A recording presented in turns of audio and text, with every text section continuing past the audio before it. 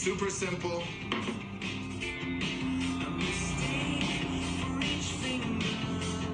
Gonna add a couple cloves of garlic. It's gonna add some extra flavor. Just line them up in here. Time to fold it over. Look how beautiful this is. Now it's time to wrap this up. Now I'm using butcher's string, which is basically regular all cotton string. The only thing you don't want is anything synthetic. We don't want any plastics. I'm not a butcher, so my stringing technique might be a little bit improvised, but really what's important is to keep it all locked in. Just to be safe, I'm gonna tie one whole way around. Excellent. I'm gonna hit this with a little bit of oil, massage it right in there. Beautiful, look at that. Pan is nice and hot. That sizzle is exactly what we're looking for. Toss in the bone. This is really gonna make our sauce nice and flavorful. Now you wanna sear it for about 3 minutes on each side. We want it nice and golden brown.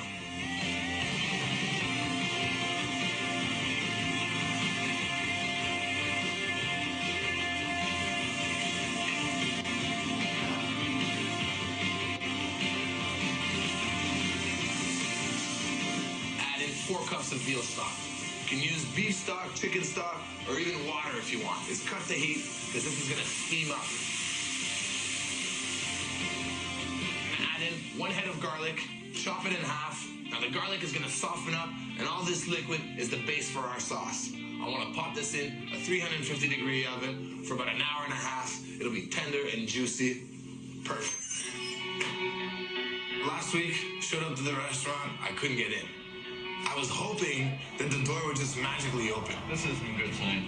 We got problems. Obviously it didn't. Ken and John, they worked on the door for a while, you know? Must be 100 years old, this door. I mean, we were nervous. You know, we need to start braising, start making stocks. Some things take 6-7 hours to make. If we couldn't have got in here at a time, that would have been a huge disaster. That means I have to cook now. Canceling about 50-60 reservations the day of. That's kind of unheard of. You can't really do that. You know, these guys really saved us big time. This ain't your grandma's rice pudding. It's rich, chocolatey, decadent, and it's something that's super simple to make, and you can brag about it too. Now I've got 3 tablespoons of butter. It's melted, and it's got a slight brown color. Time to add in 1 cup of arborio rice. This is the same rice as risotto, only instead of going savory, we're going sweet. You want to coat the rice with the butter, and you want it to become translucent. Stir it around. The rice looks good. It's time to drop in 3 cups of milk. Just pour that right in there. Perfect. Half a cup of sugar. Beautiful. And now to add a little extra flavor, 1 vanilla bean. So you just want to run your knife along the vanilla bean, and these are all the seeds. Just drop those right in there. I'm gonna even toss in the husk. And I'm gonna let it simmer for about a half an hour. While this is coming up, it's time to get started on my ganache. Ganache is basically a fancy way of saying chocolate and cream.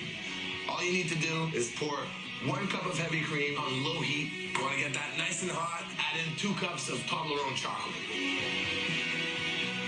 Beautiful. All we need to do is mix it together. Now this should take about 5 minutes. You just want to combine the cream and the chocolate.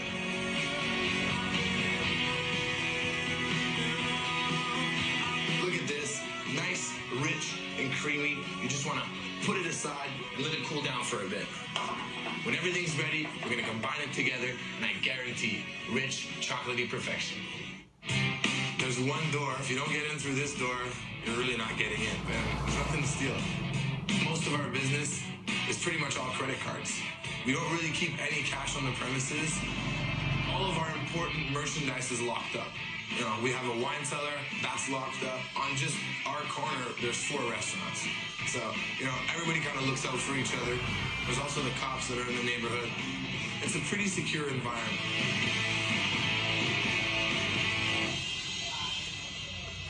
Our rice pudding simmered away for about a half hour. It's cooled down, it's rich and creamy. Now I want to cool it down just a little while longer. Beautiful, look at that. Take out the vanilla bean. Now I'm just gonna put this aside and I'm gonna garnish my pudding with some toasted almond slivers. So in a pan, medium heat, I'm gonna throw in a nice handful of almond slivers. You wanna keep your eye on these because they tend to burn fairly quickly. All I'm looking for is for them to be nice golden brown. It's gonna increase the flavor and they're gonna be just a little crispy. Baking tray lined with some parchment paper. Lay these down on there. A couple last finishing touches. I'm gonna drizzle a little bit of honey just to add a touch of sweetness. A little pinch of sea salt. All right, so I'm gonna let this cool off until we're ready to garnish. It's time to finish off our rice pudding.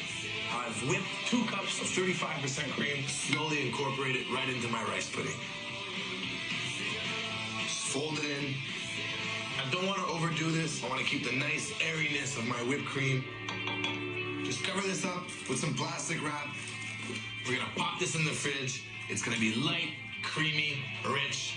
I know Grandma would be proud.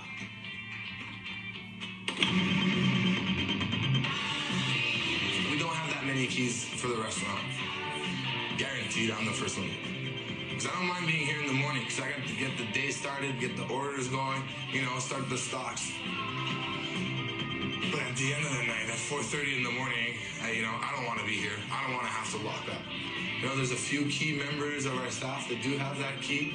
And, they've earned the trust. They've been here since the beginning, and they deserve to have a key. Browns are great anytime food. They're delicious, super tasty, they're easy to make, and they're gonna go great with our roast leg of lamb. Now to get started, I've got 4 Yukon Gold potatoes on the boil, and I've also added 4 cloves of garlic. This is gonna tone down the garlic, make it nice and tender. And in another pan, time to cook up some shallots. About 2 tablespoons of butter, a little bit of olive oil,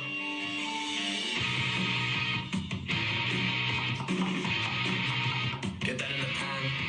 You just want to let these soften up and become translucent. Drain our potatoes.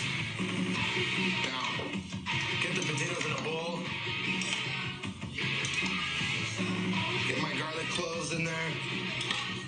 Grab my masher. Get to work. Now, basically what I'm doing is I'm making smash browns. I don't want to mush them too much. I still want to have nice big chunks of potatoes. This is about as much as I want to mash them. Good pinch of salt. A little bit of pepper. Now the garlic's also in there. That's going to add tons of flavor as well. Shallots are ready to go. Looking good. Add them right into our potatoes. Smells really good. Now, give this a quick mix. Beautiful. Now I'm gonna fry this up later, serve it up with our leg of lamb. It's gonna be the best smash browns ever.